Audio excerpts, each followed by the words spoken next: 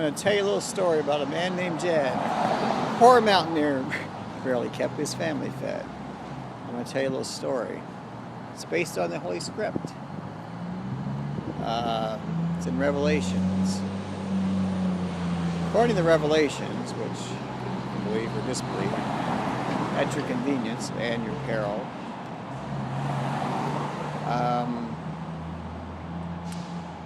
there's a being that emerges out of the ocean. No, not out of the ocean, out of the water. Anyway, this being is described as having characteristics of a bear, a leopard, etc., etc. It's also referred to as the beast. So in Revelations, the beast, the first beast, survives a grievous injury. Anyway, now we're looking at probably Revelation chapter 17, possibly Revelation chapter 13.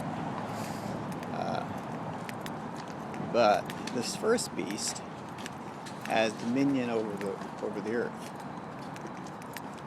Now, then there is the second beast. Now, the first beast gives its power to the second beast and asks that there be constructed an image dedicated to the second beast. Now, the second beast has all the power of the first beast. Okay, now remember, you have to look at all this with a grain of salt, like a mountain-sized grain of salt, because it's been filtered through lots and lots of time. So, and it has meaning, but the meaning is obscured deliberately. Anyway, so I produced on YouTube a video saying that the president, whoever that president is, I'm not going to say who it is, could be the president of Exxon Corporation, or the president of Stanford, or the president of Harvard, or the president of some unnamed country. But the president was the first one, and I was the second one. That's not quite right. Sometimes you have to go backwards in time, backwards in space. You have to talk backwards. You have to walk backwards. You know, you have to do a little jig, a little dance. No. But the first beast, which I think is me, in retrospect, it has to be me. And the second beast is, of course, some unnamed person or entity. But the first beast gives its power to the second beast. Now, if you understand the idea of church and state, you know, there's the division of church and state. Sometimes there's not a division. Sometimes it's a theocracy. But anyway, such as if you lived in the United Arab Emirates or other places in the Middle East or other places in the world, and history, you know, it's this chock full of theocracies.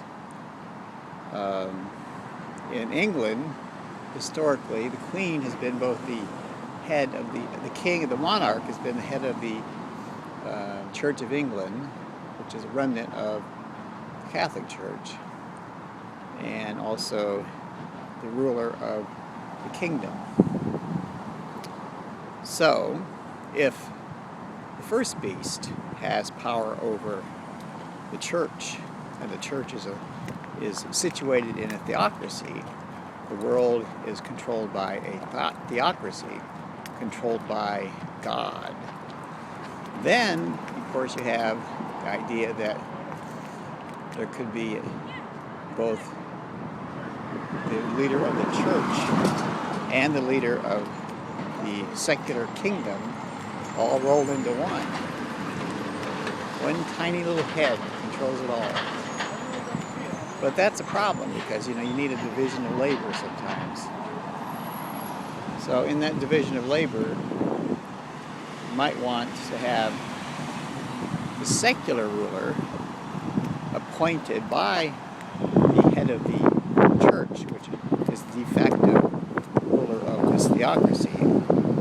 The secular leader would be in control of all secular matters, all civil matters, all contracts. And therefore, if, let's say, I'm the first beast, and I give my power to the second beast has all my power, can exercise all my power, and therefore is in a position to rule absolutely in my name.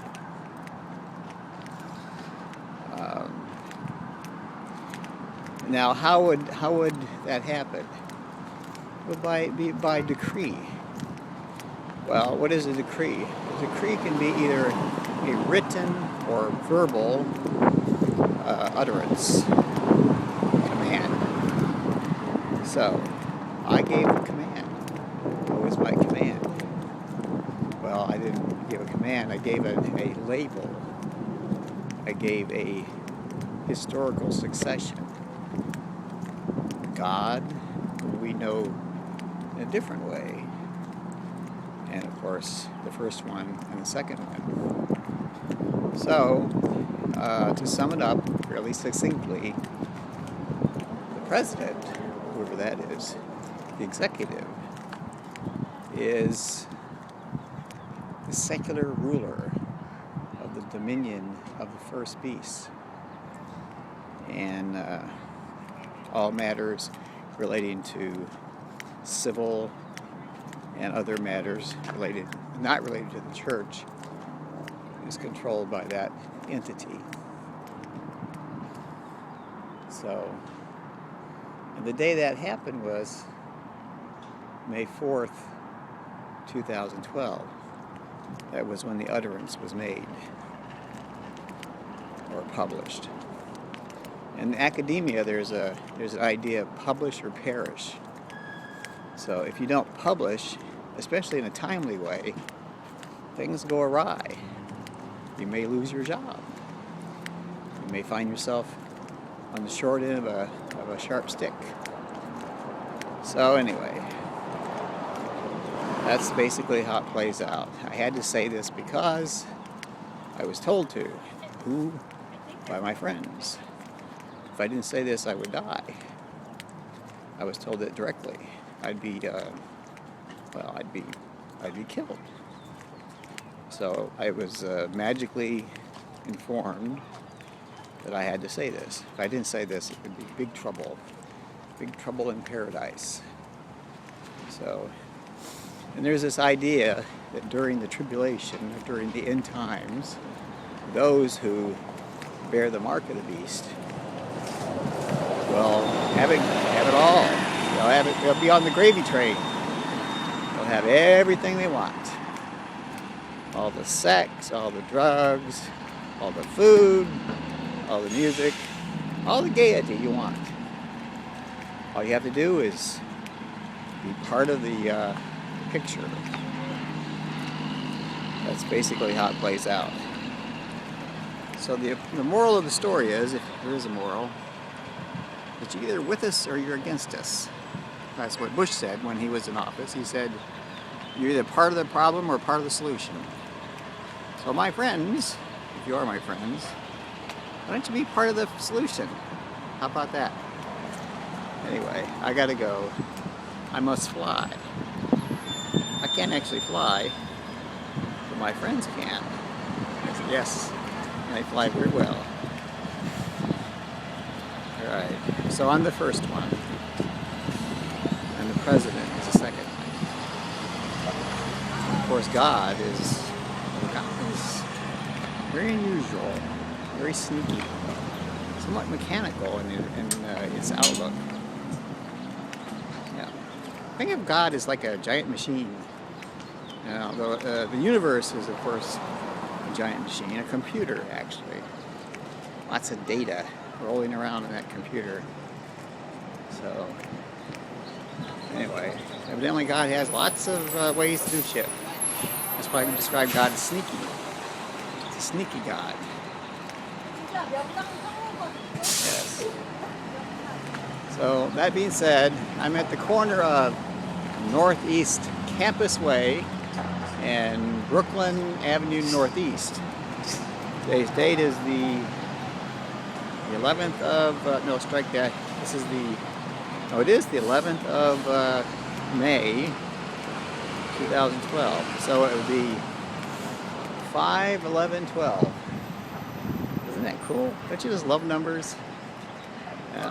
See, the thing is, though, math and science and numbers, that's where it all is, baby. Like I'm looking at something right now. It's very mathematical. So I want to take a picture of it. As they say, a picture is worth 1,000 words. Excuse me, I burped.